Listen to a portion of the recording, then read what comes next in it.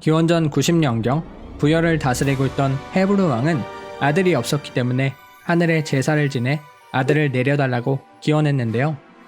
어느 날 헤브르 왕은 고년이라는 곳에 산책을 나갔다가 큰 돌을 만나게 되었습니다. 이상하게 여긴 헤브르 왕이 돌덩이를 치우자 금빛 개구리 모양을 한 어린아이가 나왔어요. 헤브르 왕은 이 아이에게 드모아라는 이름을 붙이고 태자로 삼기로 했습니다. 드모아를 줍고 나서 얼마 지나지 않았을 무렵 헤브르 왕은 동쪽 가서본이라는 곳으로 수도를 옮겨 동부여를 세웠습니다. 이렇게 해서 빈 땅이 된 부여에는 새로운 왕이 들어오게 되었는데요.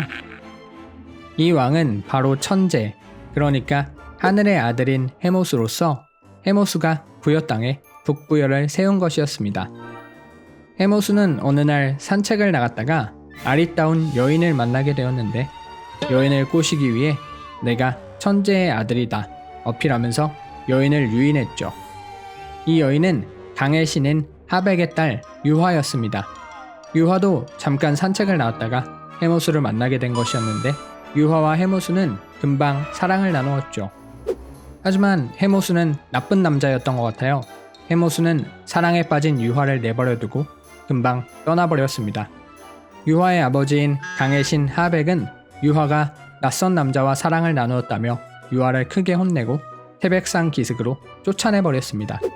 한편 같은 시각 동부여에서는 아기 금화 왕자가 무럭무럭 자라고 있었는데요. 금화 왕자는 헤브르 왕의 뒤를 이어 동부여의 2대 왕이 되었습니다. 유화가 슬퍼하며 우발스를 거닐고 있을 때 마침 왕이 된 동부여 금화 왕이 유화를 발견하게 되었습니다. 금화 왕은 왜 여자 혼자 이런 곳에 있느냐고 물었고 유화는 여태까지 있었던 일들을 이야기해 주었죠. 금화 왕은 신기하다고 생각해 유화를 자신의 궁궐로 데려가기로 했습니다.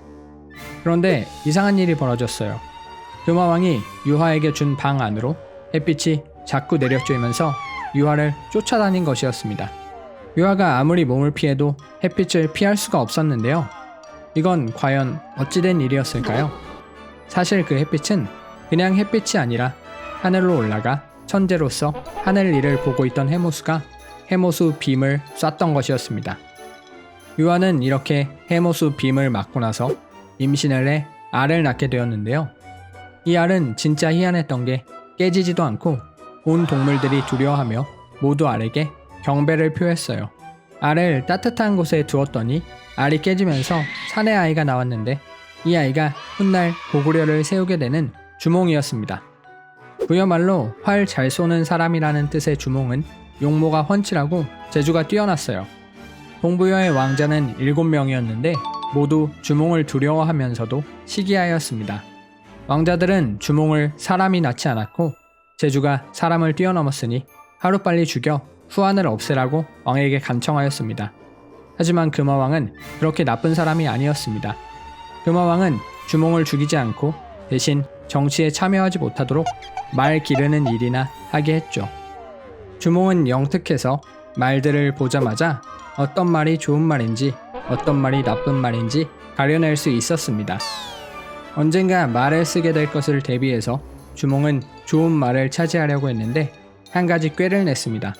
좋은 말은 쫄쫄 굶기고 나쁜 말은 배불리 먹여 살을 찌우는 것이었죠.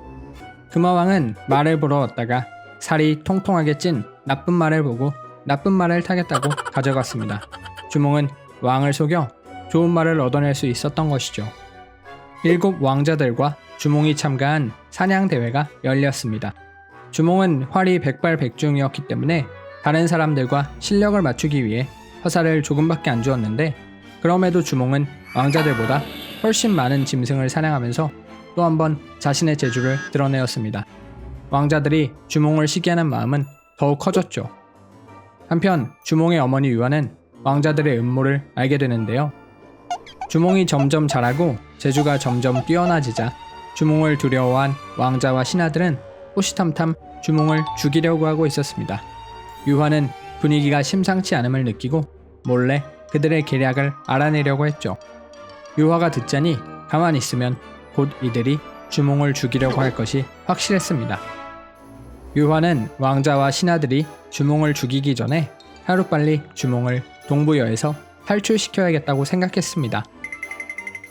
유화는 주몽을 불러 주몽에게 사람들이 너를 죽이려고 하니 이곳에서 괜히 머물다 화를 당하지 말고 너의 재주와 지략으로 먼 곳으로 가서 뜻을 이루라고 말해주었습니다. 주몽은 유화의 말을 듣고 동부열을 떠나기로 합니다. 바야흐로 새로운 역사가 열리려 하고 있었습니다. 과연 주몽의 앞길에는 어떤 일들이 기다리고 있을까요? 다음 편에서 주몽이 고구려를 세우게 되는 과정이 펼쳐집니다.